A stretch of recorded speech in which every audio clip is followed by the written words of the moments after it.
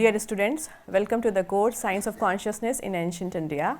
As in the first lecture, I explained the course outline, what we are actually going to study in this course. Okay. Now, today this is a lecture 2 and we are going to start unit 1. That is titled as Introduction to Indian Knowledge Systems. So, the students who have already studied HS 1317 Introduction to the Metaphysics of Sanskrit Language must be familiar with this content little bit. Okay? So, for them this would be a revision, and you can see the units, the headlines, the topics which we are going to cover are like Indian knowledge systems, modes of classification, then domains, disciplines which are coming under the IKS, and then Vedic literature, because we start all, you can say that IKS starts with the Veda, Rigveda, the first and the foremost, or the you can say the ancient most possible treatise which does not have actually approximate date of being created. Okay, तो creation का date नहीं पता है, there is no authorship for the Vedas also. We will discuss these points. Then the concept of the Ritvik, who is Ritvik, and then mantras, what are the mantras, what are the methods, how they are being classified. Then characteristics of Indian knowledge systems as a summary, what are the special peculiarities or specialties of IKS. Then we will enter into the major disciplines which are being a part of this syllabus: Nyaya, Vaisheshik, Sankhya Yoga, Vedanta and Kashmir Shaiva Darshan. Okay? So, we will begin with the first one, that is Indian knowledge systems. First of all, there are few things related with this title, Indian knowledge systems. These days it is very popular, IKS has become very popular. So, let me explain you the background, the history, ये कहाँ से आया, आज कैसे आपके सामने है और कैसे आज लोग इसकी तरफ इतना अट्रैक्ट हो गए हैं. Because my teachers, they have studied all these things from his teachers. So, in that sense you can say my great grand teacher coined this term Indian knowledge systems, IKS, Professor Kapil Kapoor from School of Sanskrit and Indic Studies. He actually helped to establish that center first of all as a knowledge oriented discipline, which were completely forgotten at that time. So, and as per his own suggestion, IKS, right now he suggests like each and every country is having some kind of knowledge ground, like knowledge systems of China. In the same way, knowledge systems of special countries. So, the country's name is in the beginning. And in that sense, he suggests like it should be like India's knowledge system or in knowledge systems of India rather than Indian knowledge system. Indian and India's, there is a difference. When we are learning about language, a lot of things are of major importance which we do not actually pay attention normally. बहुत बार क्या होता है, एक छोटा सा prefix लगा के आप उसका अर्थ बदल देते हैं. For example, suppose your name, you can take a very simple example, very in like you use the word Shyam. Suppose in our class there is a student named as Shyam, ठीक है, और मैं कह रही हूँ श्याम लड़की देखने जाने वाला है, ठीक है. So, everyone is having one meaning, direct meaning. Shyam लड़की देखने जाने वाला है, direct meaning. Oh, he is going to see some girl. For what? ... Nobody knows, but everybody understands the meaning. Okay? And now, if you come to the direct meaning, so Shyam के घर में बहुत सारी लड़कियां हो सकती है, उसकी सिस्टर की बेटी भी है, उसकी अपनी बहन भी है. So, लड़की देखने का मतलब तो simple, Shyam is going to see any girl. Direct meaning is also there, but you understood the meaning. That was not direct, that was indicative, means lakshana. And this system is this understanding about the semantics, about the meaning, is not coming by the direct understanding of the meaning of the words, literally used, directly used. So, sometimes when we utter the sentence orally, they convey a completely different meaning, but when they are being written, it's very tough to understand or to decode what was the actual meaning. जिसने उसको पहली बार बोला उसका actual में intention क्या था, वो क्या बात कर रहा था, किस कॉन्टेक्स्ट में बात कर रहा था, उसके सराउंडिंग में उस वक्त एटमॉस्फेयर क्या था. If you don't take these points under consideration, contextual understanding of the semantics, you cannot actually decode the written text. That's why in the last class, in the last semester, in the last course, I was completely focused to stress on the oral mode of dissemination of the language, oral aspect of the language. Language is primarily speech, it's orality. It's not the written one. Script नहीं है. Written one is just an artistic expression. It's just a script. It's a lipi. You can express in any ways. For example, a very good student wants to write like this one, this style. Okay, you are in the same way. Some student is very fond of writing properly. Some is very lazy, not willing to write assignment. Like somebody said, applied for the mark change and mentioned the genuine reason, madam must maybe not become able to read my handwriting. किसने लिखा है? तो ये है handwriting. ठीक है. So handwriting means the written version of the language. When you talk about the written version of the language, it can vary multiply, you can say in the multiple forms, and it is your choice of expressing yourself, in what way you want to express yourself. So it's a kind of artistic expression. It depends on our choice. That's why language is primarily speech. और ज़्यादातर बात हम बात करके ही सुलझाते हैं, लिख के नहीं सुलझाते. This written system is completely superposed on us by the Britishers because they focused on written versions. Script was dominating in their thinking. That's why इतना deep understanding उनके text में नहीं है. And that's the basic reason when we talk about the language Sanskrit or Indian languages, we are much focused on the oral language rather than the written corpus. Oral language में कहाँ रखा है, वहाँ रखा है. Husband and wife are talking to each other. She asks where it is, husband replies there it is. What it is, it's not mention in the sentence, not even uttered. किस object के बारे में बात हो रही है किसी को पता ही नहीं है, पर लिखा जा रहा है. बोलने में तो यही लिखा जा रहा है ना. When if you are willing to record a kind of video documentary of someone who is not conscious, like in front of a TV I should speak a complete sentence, right? So आप देखेंगे the language will be like that only, abstract. A lot of the things would be missing in the sentences, and that would necessarily invite a better understanding of the context. Who was recording that video, at what time he was recording, what was the context when the persons were talking. If you are not including these aspects, you cannot actually understand or decode the actual meaning of the content. That is the reason Indian knowledge systems are maximally oral based. They belong to a tradition which was based on orality of dissemination of knowledge. Your father told you something orally, लिख के नहीं दिए वसीयत.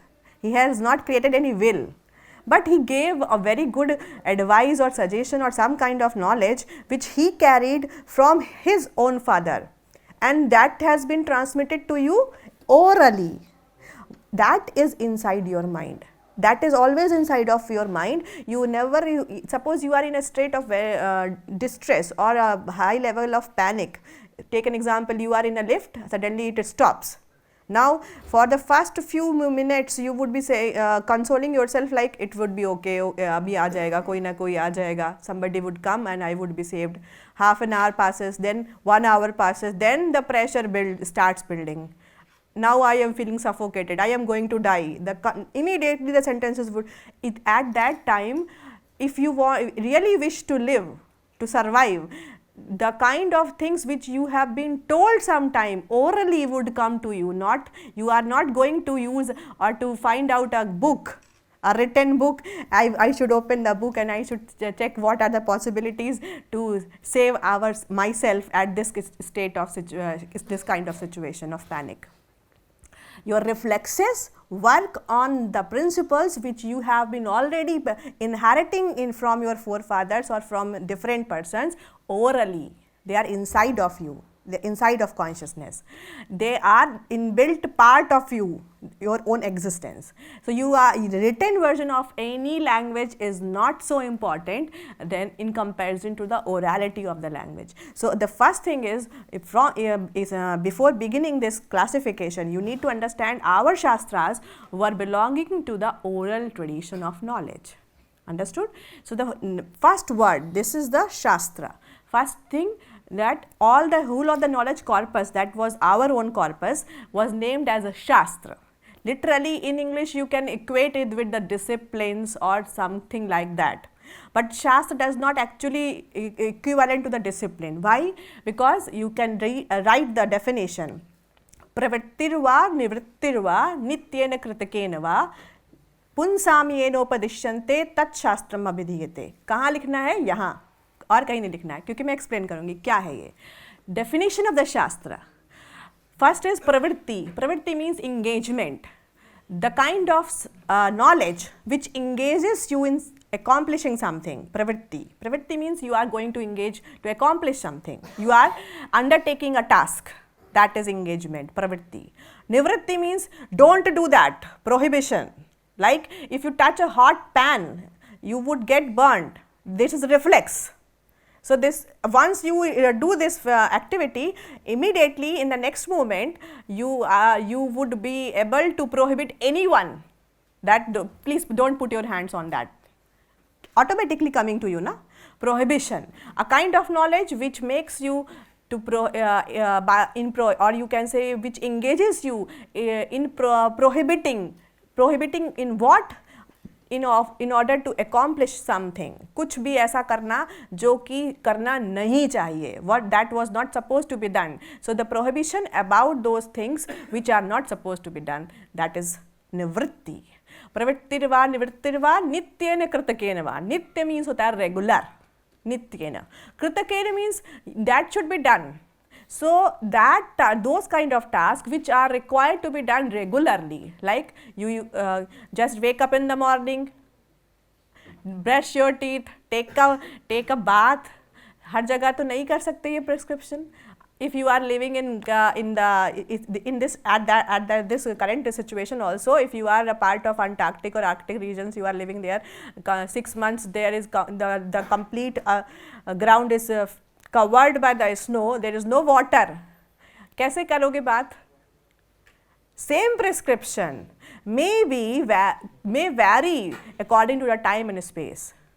Same prescription. So according to the time and space, what should be done regularly, that kind of instruction is also a part of Shastra. Pravrittirva nivrittirva nityena kritakena va.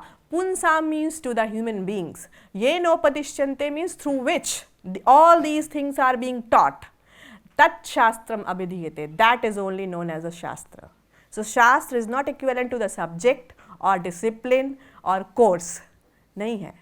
शास्त्र एक ऐसा treasure है, एक ऐसा कंपाइलेशन है जिसमें आपको ये 3 चीज़ें बता दी जाएंगी as per the requirement of time and space. What should be done, what should not be done, what should be regularly done. These are the 3 things which are being taught through to the humans. That kind of corpus is known as Shastra. Understood? Now popularly the classification of the Shastra is like Shruti and Smriti. Why?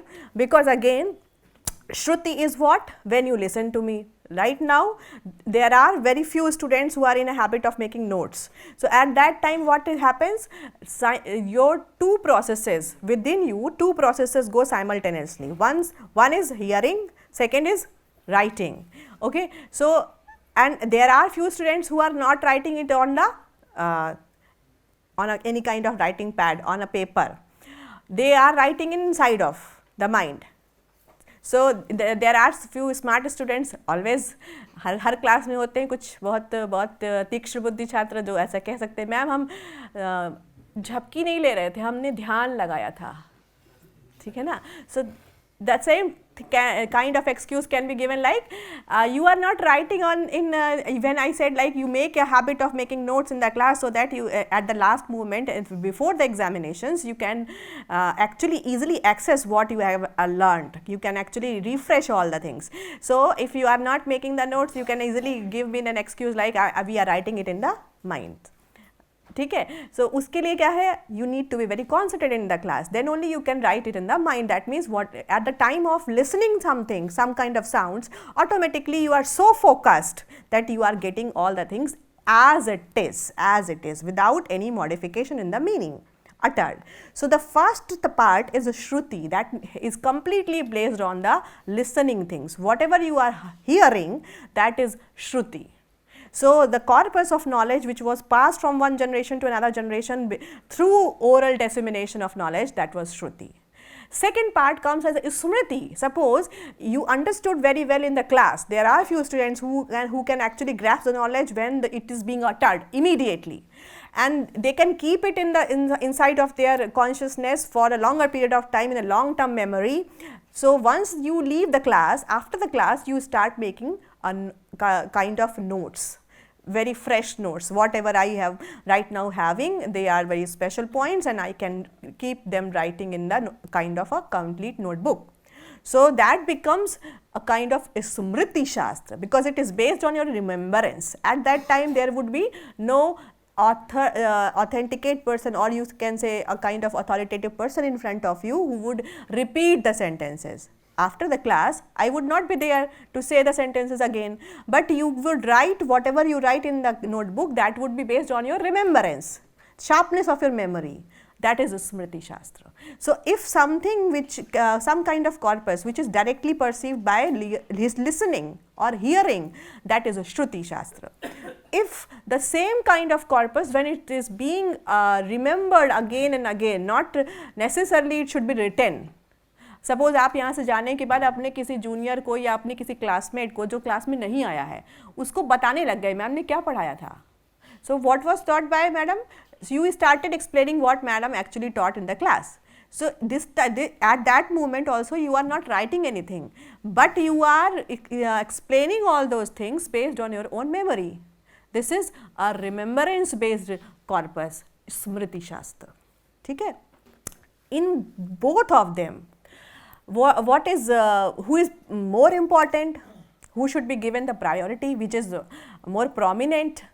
So there is this question is very dominant in the tradition, and when a scholar asks that if you find any kind of contradiction between shruti and smriti, which should be followed?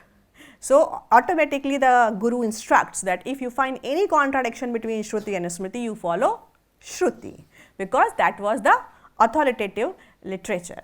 So if there is any contradiction, smriti shastra can make changes as per the requirement of time and space, and also because it is based on the memory, there can be some kind of additions or some kind of modifications or alterations. It's possible, because we all are humans, and human memory is not so sophisticated that it can carry all the things which is being uttered or which is being heard at one time. That's why in the case of contradiction, that's why I am saying contradiction. Contradiction means literally two things are opposite. Paradox means there is an appearance of being opposite in nature, but they are not. So remember the difference in the meanings. Shruti literature is the authoritative one, it is given priority, and in Shruti literature again we can classify these things. First is the 4 Vedas, second is Vedangas, third is Brahman text, fourth is Aranyakas, then Upanishads. So one by one. First of all, in the last semester also I explained in the class, like if you are being asked in the examination as a knowledge corpus how many Vedas are there, I told you there is only one Veda, because if you go with the etymology of the Veda, Vida is the root, Vida, and Vida means to know something. Vidyajnane means to know something. Whatever is known to you or whatever is known to us, that becomes a Veda only. Doesn't matter to which branch we belong, which kind of specialization we are pursuing, or in future we can go for them. doesn't matter. Whatever we know at any point of time, that is Veda only. So, as a knowledge treasure, Veda is only one. But for our comfort, Veda was classified into 4 categories. That's why right now we claim that there are 4 Vedas: Rig, Yajuh, Sam, Atharva. Rig Veda, Atharva Veda, Sama Veda or Yajur Veda. These are the 4 listed Vedas. Then comes there are the Vedangas. Vedangas means Ved plus Ang. Ang means parts or helping sites, and Veda means again the Vedic corpus. So, this classification is not of one time. You need to understand. There was a time when Vedas were completely studied. So, there was no necessity of bringing Vedangas into the scene. Slowly, when the studying or Adhyan Adhyapan means study of the Vedas or teaching of the Vedas was stopped or it was perishing away, then Vedangas came into existence, because the case became, or the situation became like a lot of people are not able to read the Vedas directly and to understand the actual meaning of the mantras of the Veda. तो जब समझ में नहीं आ रहा है, दिक्कत हो गई है, तो वेदांगास लाए गए, क्रिएट किए गए ताकि वेद समझे जा सकें. वो भी कब? In its correct actual contextual meaning, because mantra is highly precised, highly complicated, highly compressed version of the language. One single sound can have such a grand meaning that it can actually touch the highest possible level of consciousness. That is why we needed Vedangas with the journey of time. And then after Vedangas, Brahman text came into existence. In the Vedic mantras, there are a lot of mantras which are directly related with the kind of rituals like Yajna, performing Yajna. What is Yajna? Nobody understands these days. यज्ञ का मतलब आप अपने घर की शुद्धि, हवन कराना और ये सारी चीज़ें समझने लग गए हैं, जबकि ऐसा नहीं था. यज्ञ is a kind of sacrifice, or you can say a kind of method which actually makes us to establish a uniform equilibrium state between all the possible entities or among all the possible entities of the creation. So, cosmic balance, execution of the cosmic balance or maintaining the cosmic balance is the priority, is the target of the yajna. And for that purpose, there are specified mantras which are being performed or recited only when you are actually performing the ritual. You just equate with it like you are doing an experiment in the laboratory. ये बिल्कुल वही है. एक lab है जो dense forest से, आपको assume करना है उस समय की जो लैब थी वो क्या थी. एक डेंस फॉरेस्ट है. In dense forest there is a yajnashala and the kind of nuclear explosion that you are right now having in the form of so many laboratories, that kind of explosion is going to happen in front of you by using the phonemic energy of the mantras in the Yajna-vedi, Yajna Kunda. ये होने वाला था. And that was also, just equate the same situation. One nuclear explosion creates how much imbalance of energy and what are its side effects? Just imagine. And the same thing is going to happen when that kind of yajna was performed, but it was performed in such a manner that the equilibrium state must not be disturbed. आप वो पूरा process कर रहे हैं लेकिन पूरी equilibrium को maintain करते हुए कर रहे हैं. कैसे पॉसिबल था ये? इतना कंट्रोल्ड सेटअप कैसे पॉसिबल था? That level of method is used in the Vedic mantras which are related with the rituals, that is dominantly present in the Brahman text. So, Brahman text is not, Brahman is not related with any caste or varna here. Brahman word means the one who understands the highest level of consciousness, that is Brahman. That is pure consciousness. So, the process or the text or the corpus which is dealing the method how to understand or realize that level of pure consciousness, the highest level of consciousness, is Brahman text by performing some specified experimental setup in a controlled way without disrupting the equilibrium of the cosmos. So, this was the Brahman text. After that, Aranyakas came. Brahman was dealing with the rituals at a much larger scale, and Aranyakas came into existence when this was practice was also not understood by the people, and it got faded in some or the other way, or you can say manipulated. People started misusing it. Then teacher and disciple both were sitting in the forest in a small area, and then selected verses from the Brahmanas, extracts of the Brahmanas were taught to the disciple from the guru in the Aranya itself, in the forest itself. That's why that corpus was named as Aranyak. So you can see, like it's like from Vedas, Vedangas, from Vedangas again Brahmanas, from Brahmanas Aranyakas, then Aranyakas. After Aranyak, there was a phase when Aranyak type of study or the mode of education was also destroyed. मतलब जंगल में भी राक्षस आ गए, अब आपको वहाँ भी हवन नहीं करने दे रहे हैं, वहाँ भी बच्चे को पढ़ाने नहीं दे रहे हैं टीचर को. That kind of state is prevalent. Then what happened, then few selected verses from the Aranyakas were taken up by the guru, and that was Upanishads. So that is known as Gurukul system today. Gurukul का मतलब क्या है? गुरु के पास जाकर बैठना. उपनिषद का मतलब क्या है? यू स्प्लिट द वर्ड उपनिषद. उप मीन्स समीप, you are residing with guru. Nishad means you are residing with the person who is going to teach you. So that is Upanishad. That kind of knowledge which is attained when the disciple is residing with the teacher is Upanishad. And that is something Gurukul system. तो आप सोचिए, आप वेद से उपनिषद तक पहुँचते पहुँचते बहुत लंबा समय तय कर चुके हैं. Long journey of the destroying of that corpus has been already, which was so important that you forgot to study the Vedas. What is the correct actual meaning of the Vedic mantras? What is the contextual meaning of the Vedic mantras? Nothing is right now available to us. After that, when this Vedic corpus was fading, then simultaneously the people started writing or propagating the Smriti Shastra, because it was based on the remembrance. Those who learned from the gurus, they taught to the disciples, and then the disciples were trained to keep it in the mind. That became the Smriti Shastra. So in the Smriti Shastra we have Dharma Shastra, Itihasa, Puran, and then Darshan. These are the based on the remembrance. Dharma Shastra deals with the conduct, rules, regulations as per the demand of the time, space and society. Itihas deals with the actual narrations of the events as they happened. There is a difference between history and Itihas. I will ask in the examinations. Write down the difference between the Itihas and history. History is not equivalent to the Itihas. Translation करने में हम सबसे बड़ा blunder यही करते हैं कि हम दो चीज़ों को एक समझ लेते हैं. History is a kind of thing which is being created. आप क्रिएट कर सकते हैं, हिस्ट्री क्रिएट की जाती है, लेकिन इतिहास क्रिएट नहीं किया जाता. इति मतलब इन दिस वे, हास मतलब happened.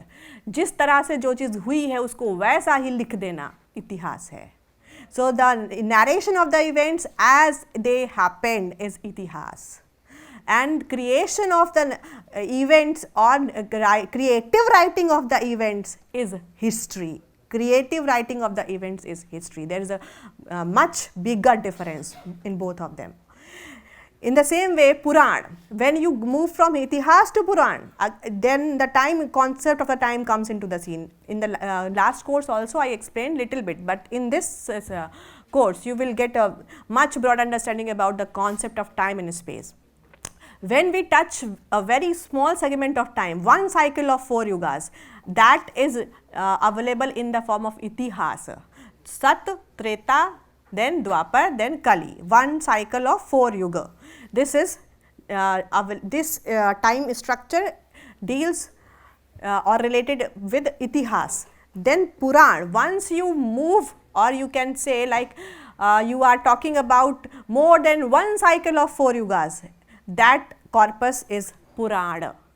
And in Puran, when as per the previous explanation, I told you that 71 times when the cycle of the 4 yugas goes, then it becomes one मनवंतर.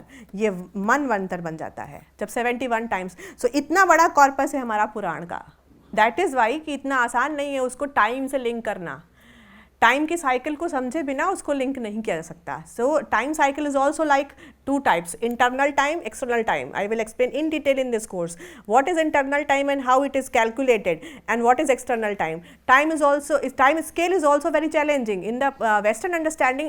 Still we do not have a standard scale or which can be used uniformly. Like in USA, from one point to another point, आप 1 बजे शुरू करेंगे यात्रा, वहाँ भी 1 बजे ही पहुँचेंगे. 4 घंटे आप हवाई जहाज में क्या करा पता नहीं आपको, क्योंकि टाइम यूनिफॉर्म नहीं है. अभी भी आप ग्लोबलाइज्ड वर्ल्ड में भी, even in the globalised world, there is no standard universal time of scale. But in Indian understanding the time scale is very universalised, very much universalised with relation और with reference of each and every creature. Like angul means the smallest possible part of your body, that is angul. So we also have this angul, and a small ant also has this angul, small ant, बहुत छोटी सी चींटी, उसका भी अंगुल है. And universal time scale or the universal standard of the time means you start measuring the time from this angul. So my 50 years of life would be calculated according to my angul. 50 years of aunt's life would be calculated as per that angul, जो उसका है. तो आपके हिसाब से उसके जीवन के 50 साल हैं या नहीं. Right now what we are doing, we measure the life span of the different creatures as per our scale of understanding. कि हमारे हिसाब से हम 50 साल जीते हैं इस स्केल में, तो इसके हिसाब से चींटी की एज है 2 साल या 3 साल या 4 साल, या हाथी की एज है ये. We have standardized ourselves. The superiority complex of the human beings is so high, so obsessed with one existence, that we have maintained ourselves as the standard of the everything. मानक अपने आप को रखा है, अपने हिसाब से हम बाकी सबकी IQ जज करने लग जाते हैं. IQ, life span, achievements and so on. You are running behind so many accomplishments and achievements and the prizes. Aunt is not running, she is happy. So आपको क्या दिक्कत है? How can you judge that aunt is not intelligent? You are having IQ of very good level. We have made or created the level or the scales of standardization which are not universal. But Indian corpus deals with the universal scale of measurement also. So this is something which needs to be understood. So in this way, Shruti and Smriti is the one part. I will deal the other things in detail also. Second diagram is saying Shastra can be classified as Nigam and Agam also, because Shruti is popularly known as Nigam also, and Agam is another corpus of knowledge. Why it is Nigam is some kind of knowledge which is being concluded, like after following the 5 steps of the research, once you conclude something, that becomes a Nigam. And in general understanding, in our languages, in Indian languages, we use the word Nigaman. How many you are familiar with the word Nigaman? Nigaman, Nigaman, Nigam word किसी ने सुना है? यही है. अच्छा, कितने लोगों का सरनेम है, टाइटल नेम है, सरनेम? निगम, निगम निवास, घर का नाम रखा गया है, निगम आया. This word is not alien to us. आपने ध्यान नहीं दिया है, आप ध्यान दीजिए. निगम कहाँ कहाँ आता है? जहाँ जब आप इसकी एक तरीके से लॉजिस्टिक्स निकालेंगे, स्टेटस कहाँ तक आता है वो, और you can say you need to identify और extract the popularity of the word, the usage of the word, the percentage of use of the word Nigam. Then you would find like it's not alien to us, it's very familiar to you. Nigam is having that kind of knowledge which has been concluded after the 5 stages of experimentation. I will explain what are the 5 stages जो आज हम research methodology में पढ़ रहे हैं. So these are the 5 stages which are research methodology being taught to us in the name of research methodology. They are the part of the Nyaya Vaisheshik system. They have laid down that understanding. So I will explain in detail how this concluded knowledge comes to us. And second is the Agam, that means a kind of Upadishta knowledge. It is being Upadishta, means it is being taught to us in the form of dialogues between the teacher and the student. That is why it is Agam. it has been received by us. So, one knowledge is concluded by us after practical experimentation. Second possible corpus has been received by us through the method of discourse or debate between the teacher and the disciple. This is the base difference between Agam and Nigam. So, we will discuss all the rest of the things in the next class also. For this lecture, this is sufficient. So, these are few of the questions. As a sample, you need to understand what can be possible questions from the content which I have just taught to you in lecture 2.